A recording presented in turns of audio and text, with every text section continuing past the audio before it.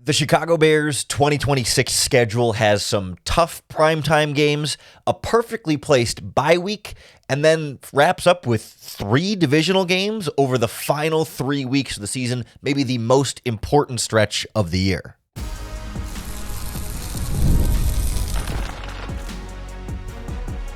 You are Locked On Bears, your daily Chicago Bears podcast. Part of the Locked On Podcast Network, your team every day. This is Locked On Bears, and I'm your host, Lauren Cox. I'm here to bring you your daily, in-depth Chicago Bears news and analysis. And on the show today, we're going to break down this full Chicago Bears 2026 schedule, looking at the biggest storylines about the schedule, where they start, home stretches, bye week, primetime games, divisional matchups, and holidays, you name it. Then we'll go through and give our win-loss prediction, not necessarily exactly week by week. That gets a little bit boring. We'll kind of talk more generally about the winnable games, the really tough games, and the coin flip games in between that come together at where we might find a reasonable expectations for Bears wins this upcoming season. And then I want to spend some time going in depth on why this year's Week 10 bye week seems to be in a really ideal spot for this year's Chicago Bears team that could have that bye week at the absolute perfect time on the schedule. Because when you look at this Bears schedule, we knew the opponents, right? But now we've got the exact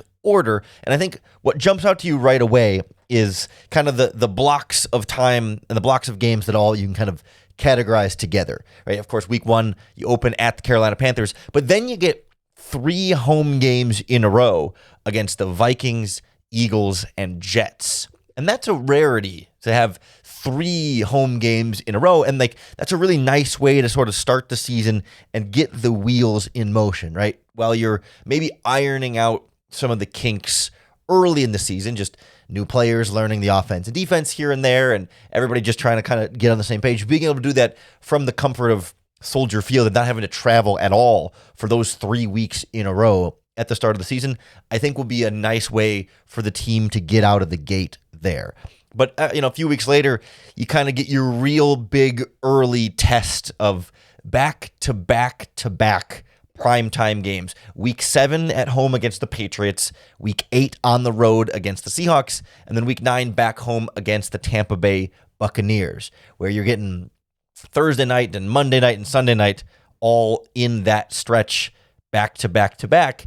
And those are the 2 Super Bowl teams and a Buccaneers team that didn't make the playoffs last season, but is at least always in that conversation for contending. I mean, we'll see how healthy they are this season and how well they're able to support Baker Mayfield and stuff. But I don't think of the Buccaneers as any kind of easy game in that stretch. But obviously the Patriots and Seahawks are another level above that in primetime. And you start with a short week for New England on Thursday Night Football. That is not ideal. I mean, I suppose they also have a short week to prepare for you, but still, you'd like to go against the good teams with the maximum amount of time to prepare for them. I guess we don't know exactly what version of the Patriots we're going to see this season with all of the stuff surrounding Mike Vrabel, but we do expect them to still be a really good team, even if they're not 14 wins again and back in the Super Bowl. Same thing with Seattle in week 8, but at least you've got an extra long week to prepare for them and to prepare for your longest road trip of the season. We talked about the Bears travel schedule a little bit on yesterday's Locked On Bears podcast, so go take a listen to that,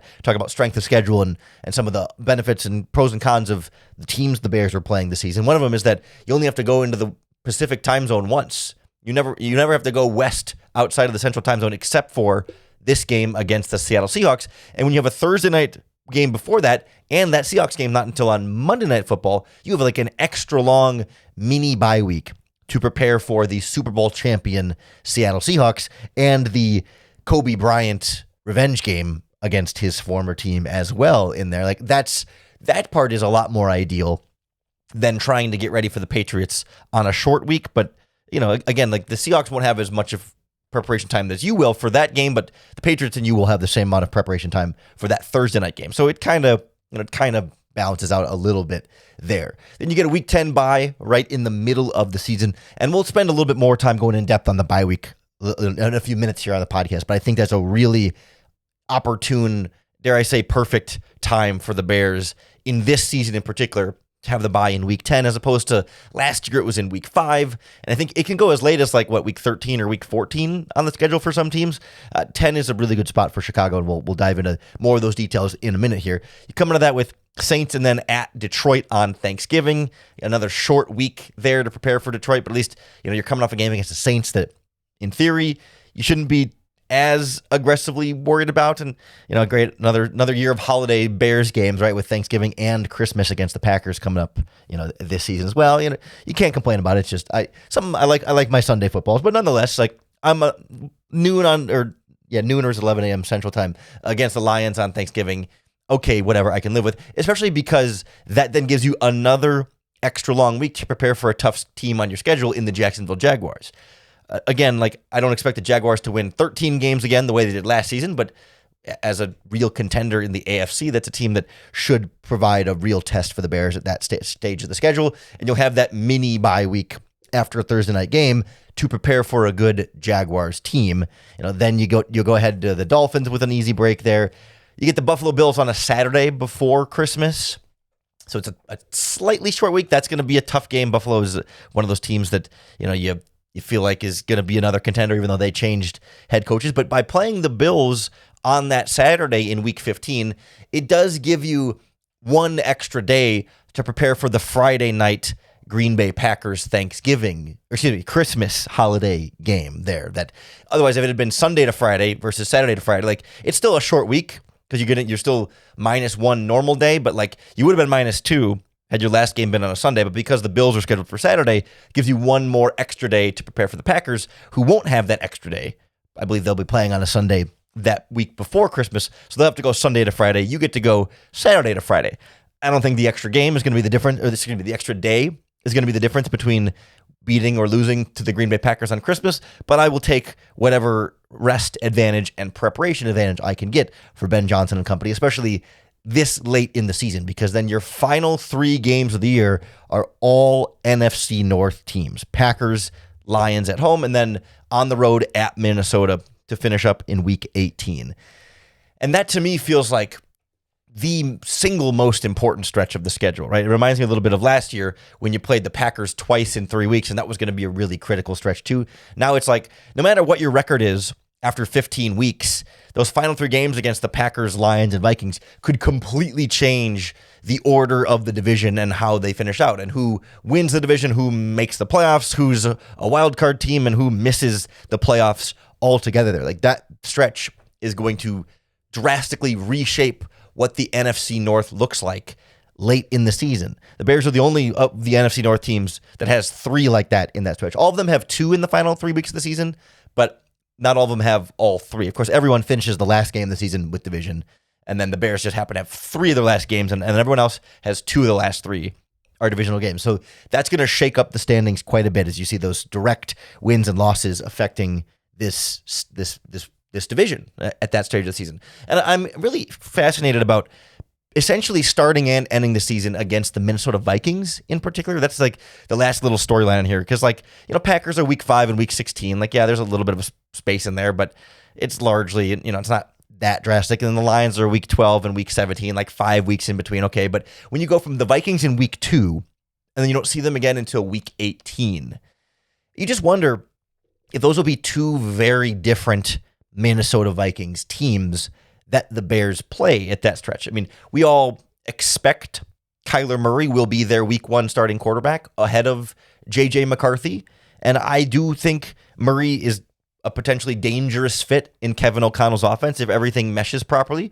But when you face Kyler Murray in week 2, will he be comfortable, fully up to speed and on the same page with everybody in that offense, or will there still be some growing pains in week 2? And I think back to last year when Caleb Williams was learning Ben Johnson's offense. By week 2, they put up a bunch of points against the Cowboys, but we saw over the course of the season, this team was not a well-oiled machine by week 2. It took time for everybody to kind of be fully on the same page. And so I wonder if by week 2, will Kyler Murray be operating the Vikings offense fully yet, or will there still be some growing pains there? But then by week 18, will Kyler Murray still be healthy? I mean, we just haven't seen Kyler Murray consistently play full 18-game seasons, that one of the big reasons why he's not in Arizona anymore is that he hasn't been able to, 17-game seasons, is that he hasn't been able to stay fully healthy. Played 5 games last year, 17 the year before that, but then 8, 11, and 14. Like in each of the last 5 seasons, he's finished the entire year once.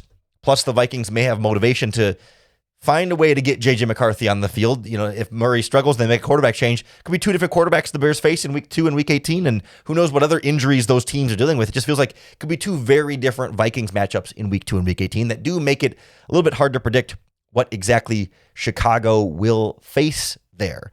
And so that does make it hard to predict wins and losses. It's always a foolish exercise right when the schedule comes out because we still don't know how good these teams are going to be. But we can kind of go through and get a sense of like, okay, who should be the easy teams? Who should be the really hard teams, and what teams are kind of in the middle that could be more of those coin flip games? We'll explore where that might leave the Bears from a win-loss perspective next on Locked On Bears. This episode of Locked On Bears is brought to you by Kalshi. The 2026 NFL schedule release is here, and now you can trade every game on Kalshi. Schedule release always sparks debates. Who's overrated? Who got a brutal stretch? And which teams are actually playoff contenders? Well, Kalshi lets you trade on those predictions in a live market, from total wins to playoff chances and championship futures. On Kalshi, you can trade on real NFL questions like whether a team makes the playoffs or reaches a certain win total. And as the season outlook changes, you can buy in or out of your position live, and it's available in all 50 states. So it's easy to jump in and follow along with the season. On Kalshi, you're trading against peers in a live market, meaning there's no house. And as the probabilities change, you can buy in and out of your position. Trade the draft pick, the game, and more on Kalshi. For limited time, download the Kalshi app and use our code LOCKEDON to get $10 when you trade 10. It's Kalshi. Kalshi. Trade on anything. I do want to thank you for making the Locked On Bears podcast your first listen today. We're part of the Locked On Podcast Network, the #1 sports podcast network. And if you'd like to get access to an ad-free audio feed of Locked On Bears that's compatible with Apple Podcasts, Spotify, and all the major podcasting apps, be sure to check out the Locked On Bears Everydayers Club. It's also going to get you access to an exclusive Locked On Bears listener group chat in the Everydayers Club Discord server. If you want to check it out, the website to go to is lockedonbears.supercast.com. You can always find a link in the show notes and description, wherever it is that you tune in to the Locked On Bears podcast. So as we sort of walked through that Bears schedule, right, you could hear tough games, easy games, and how that might play out. We talked yesterday on the podcast about strength of schedule based on last year's win percentage total, but that's not a very good metric for how good these teams are, right? The Patriots and Jaguars and Seahawks all won 13, 14 games last season. They're not all going to win 13, 14 games again this season. Like they're going to win fewer games, even if they're still good teams. And we talked about how the better way to measure this is like their projected win totals. Like on FanDuel, sets the over-under win total for each team. And that's more projecting forward as opposed to looking back. And so then if you look at the Bears schedule through that lens, I think it becomes a lot easier to see where the tough and easier games are. And some teams that were bad last season might be a little tougher this season. Some teams that were good last season might not be quite so tough this season. And I'll give full credit to Warren Sharp, who does the Sharp Football Analytics, does a great job, especially with schedules, breaking this part down.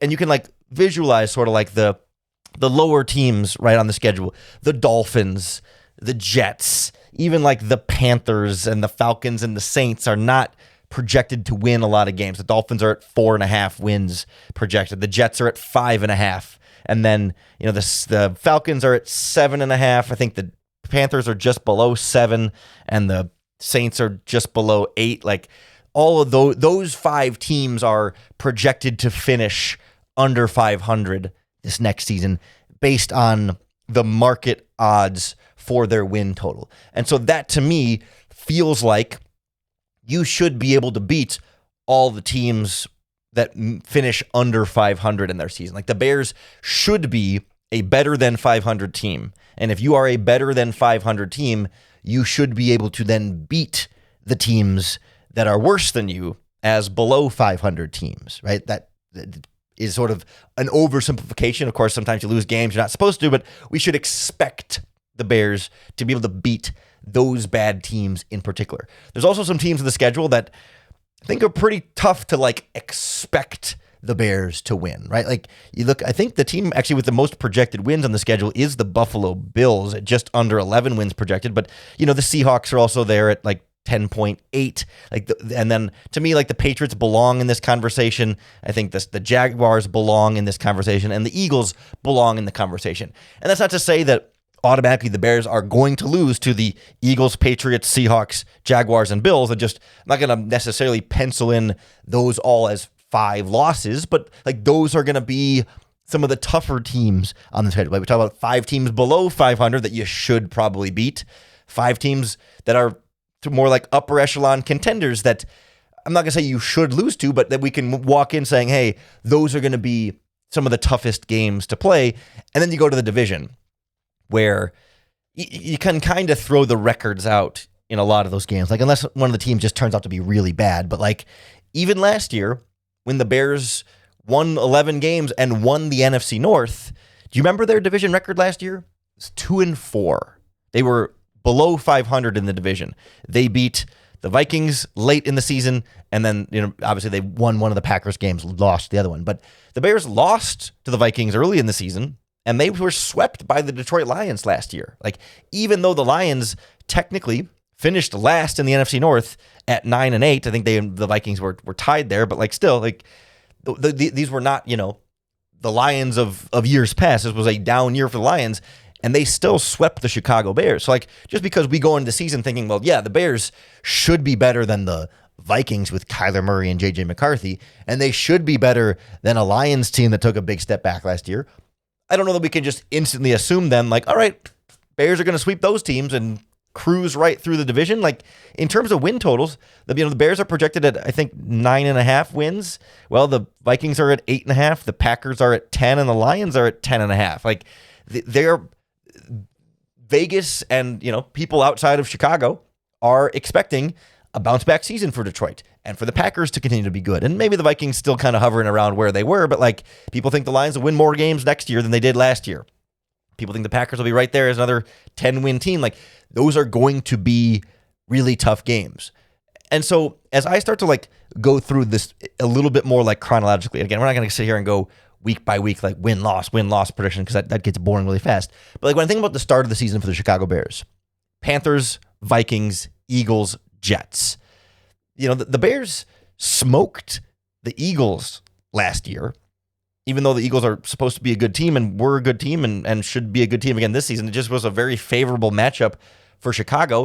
And if the Panthers are bad and the Jets are bad, like all of a sudden, like, and if you think the Vikings aren't going to be any good yet by week 2, like I don't think the Bears are going to go 4-0 in their first 4 games. Like that's hard for me to sit here today and predict. But can we sit here and say they probably beat the Panthers, probably beat the Jets, and then you split Vikings and Eagles? You win one, you lose one of those. Like maybe it's another surprise early loss to the Vikings, or maybe the Eagles kind of get their revenge from last season. But like 3-1 in that first 4-game stretch really doesn't seem all that far-fetched to me. I think the Jets should obviously be an easy win. Anything can happen in week 1 against the Panthers. We see week 1 games every year where good teams lose to bad teams, and you kind of look back and say, what the heck happened in week 1? Because teams are rusty coming out of the preseason, and everyone's still trying to figure out their stuff. Like, I don't want to just assume the Panthers are the easy win on the schedule. Like, however, they should be, compared to some of the other opponents, one of the easier teams. Like, let's not forget, they did win the NFC South last year.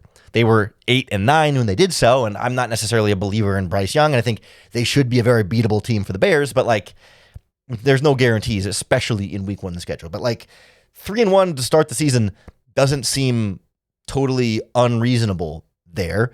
But then you go Packers, Falcons, Patriots, Seahawks, Buccaneers, and that's tough. Like, I can't sit here today and think the Bears are going to sweep the Packers. I can't sit here today and think the Bears are going to sweep the Lions, or even for sure sweep the Vikings, because they couldn't sweep anybody last year. And that was a down year for Minnesota and Detroit, especially here. And I don't know that I can sit here today and say the Bears are for sure going to beat the Patriots and the Seahawks. I mean, could they get one of those games?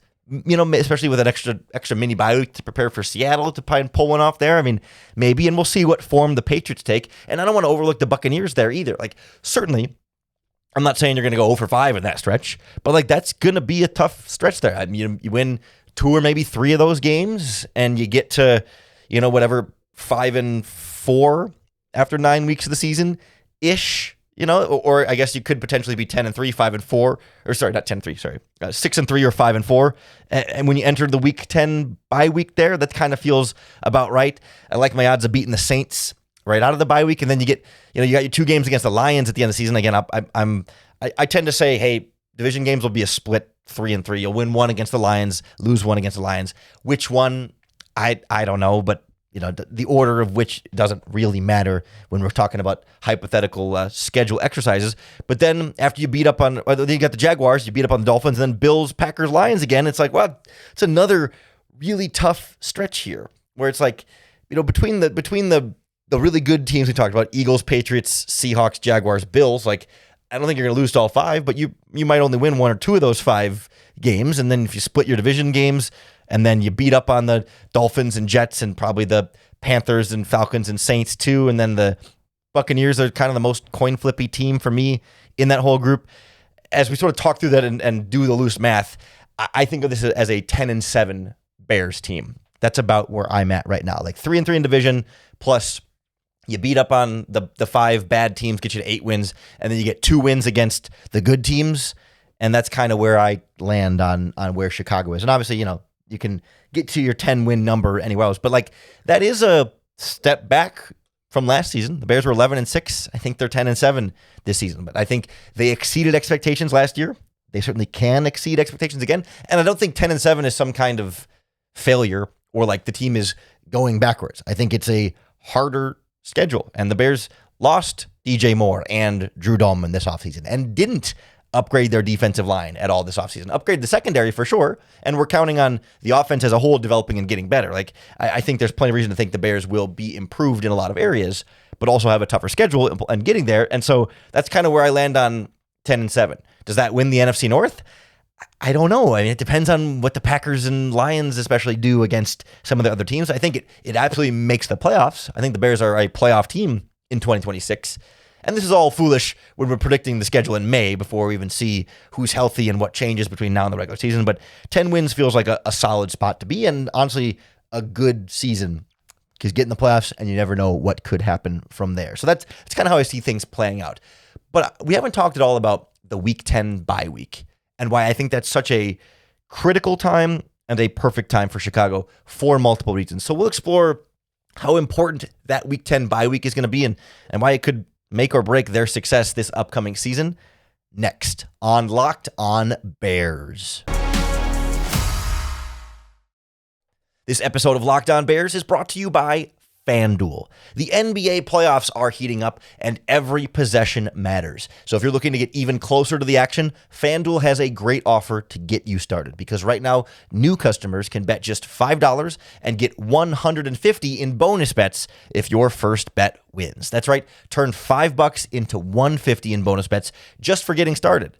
FanDuel is great, especially during the playoffs, because everything you need is right there in one place. You can check stats, trends, and matchups before you make your picks and make the whole experience feel a lot more informed, especially if your team is in the process of, say, hiring a new front office and coaching staff and not in the playoffs, but you want to have a little something to tie you into these otherwise really exciting games. FanDuel adds another level of excitement. And it's an easy app to navigate. It just makes playoff basketball even more engaging from start to finish. So head on over to FanDuel.com to get started and get $150 in bonus bets with your first $5 bet. FanDuel, play your game. The Locked On Bears podcast is also brought to you by Rocket Money. If you've ever opened your bank account and thought, where did all my money go? You're not alone. Sometimes keeping track of subscriptions and spending and bills can get really overwhelming really quickly. And that's where Rocket Money comes in. It helps you take control of your finances all in one place. I've got the Rocket Money app on my phone and I love it because it automatically categorizes my spending so I can actually see where my money is going and see how much I'm spending at restaurants and bars on the weekends in particular. And then I can set budgets, get alerts, and stay on top of upcoming bills, all without ever having to go near a spreadsheet. Rocket Money is the personal finance app that helps find and cancel unwanted subscriptions, monitors your spending, and helps lower your bills so you can grow your savings. Let Rocket Money help you reach your financial goals faster. Join at rocketmoney.com/locked on. That's rocketmoney.com/locked Locked On. So you might be asking yourself, Lauren, bye week, week 10, who cares? It's a week off. Everybody gets a bye week. Why does it matter all that much? And I think for Ben Johnson and the Bears, it matters more so maybe even than a lot of other teams. I mean, every team, likes their bye week to be able to sort of self-scout and adjust and make changes, and also gives you guys a week off to try and get a little bit healthier if you're dealing with injured players. And I think that alone, the injury benefit, like having it in week 10 as opposed to week 5, is a lot more valuable. Like the number of guys who were particularly banged up entering week 5 versus the number of guys last year versus the number of guys that were banged up entering week 10 last year. Like it might have been nice to have that a little bit later on in the season, but that's very small potatoes, I think, compared to what we saw Ben Johnson do in the bye week last year. They played the first 4 games of the season. The running game was struggling a little bit. They weren't quite getting the offensive line cohesion that we were promised with all the investments they made in that position. And quarterback wasn't quite getting into a rhythm the way that they wanted to. The offense put a bunch of points against Dallas, but that was just a bad Cowboys defense and still weren't really a well-oiled machine. But they went in that week 5 bye week and came out with what felt like a brand new running game that took off and was the engine of the offense from then on out. At that week 5 bye week, they also benched left tackle Braxton Jones, put in Theo Benedict, and really built an offensive line cohesion that had not been present the previous 4 weeks. And it felt like that was the opportunity for them to really take a closer look at what they were doing, what wasn't working, correct it, and they sure did. And the Bears were red hot coming out of the bye week and looked like, I know that they lost the third one to the Ravens, but they won, let's see, what was that? 7 out of the next 8 games coming out of the bye week. And it wasn't always pretty. It wasn't like they were a perfect team, but like that was when they got hot and really became the cardiac Bears that went on to win the division and make a playoff run. Like that bye week was so critical for this team. And so when you put it at week 10 this season, like the downside is that, yes, it's later. So like if things are struggling early on, you have to wait a little bit until week 10 to really have that reset time to pause and kind of reevaluate what's going on. Although, as we talked about, you have the Thursday night game against the Patriots is kind of a mini bye a little bit earlier in the season, and then you get another mini bye after your bye week to kind of check in again but before the Jaguars game. But like week 10 to me feels like a really good spot to potentially say make another offensive line change this year. We talk about how the odds are very high that rookie center Logan Jones will be a starter at some point this season. Those first 9 weeks feels like enough time for him to sit on the bench, develop, grow, learn the offense, and then week 10, change centers, upgrade from Garrett Bradbury to Logan Jones. It feels like a really sort of sweet spot amount of time there. Like unless Garrett Bradbury just really struggles sooner than that and you need to pull him and get Logan Jones in there. But it feels to me a little bit more like the Ozzie Trapillo situation last year, where like when they benched Braxton Jones, they put in Theo because Ozzie just wasn't quite ready yet. But Ozzie took over as a starter. Actually, it was week 12 is when they made the change to him at left tackle. And like that was just the right amount of time where he could come in and be ready. That was when they felt like he was ready. I should think by week 10, Logan Jones will be ready to take over at center. But honestly, we could be having the same conversation at left tackle again. Like when you get to week 10, is Braxton Jones cutting it? Is it time to bench him again in the bye week in week 10 and put in Theo Benedict? Or, by chance, is Ozzie Trapillo healthy by week 10 and able to go in? I'd be surprised if by week 10, but it at least is a chance and part of the conversation. It would be a great time to make those types of transitions because you've got a full extra week of just practice, no game, for Caleb to take snaps from Logan Jones, for them to practice passing off blocks and working together as one cohesive unit. And that could be a really pivotal time change for Chicago's offense in particular. The other big factor that makes week 10 the perfect bye week is, do you know when the NFL trade deadline is? It's right after week 9. It's the Tuesday after week 9. So essentially, the trade deadline is immediately right before the Chicago Bears bye week. So if the Bears get to the trade deadline and say, boy, maybe we need to upgrade this pass rush to go on a playoff run, they could trade for a player at the trade deadline and then immediately have the bye week for whoever they trade for to get in with the team and have an extra week of practice to get up to speed, and then boom, you're good to go. As opposed to like, if you had a game in week 10 you trade for a guy on Tuesday and you're trying to get him ready for a game on Sunday, it's really tough to get the guy up to speed, and it takes a couple of weeks for your new trade acquisition to really get into that full role on your team. But the Bears have the bye week immediately after the trade deadline, and I think that's a sweet spot for if they're contending and feel like they need to make a little bit of an extra push, you could take a chance on a guy and have extra time to get them up to speed. That is really nice, especially when your first game after the bye week is the Saints too. So in theory, should be a little bit of an easier matchup compared to the Super Bowl teams that we're talking about elsewhere on your schedule. So yeah, the combination of Ben Johnson being able to adjust things for the second half of the season, being able to switch out offensive linemen if you want to, or if guys are healthy there, and then also getting the trade deadline literally right before your bye week.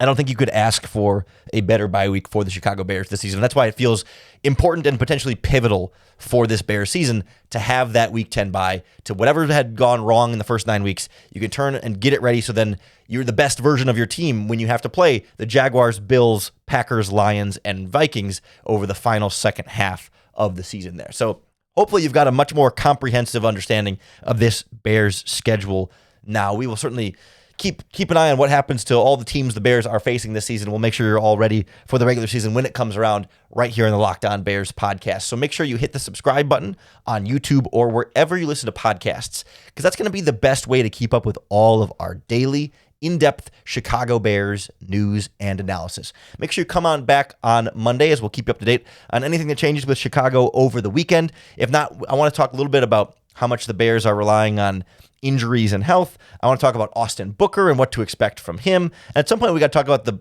so-called Bears penalty tax, about how much less the Bears get help from penalties than other teams do. So all that's coming up on the Locked On Bears podcast. Make sure you come on back, make us your first listen on Monday, once again, for another opportunity to bear down.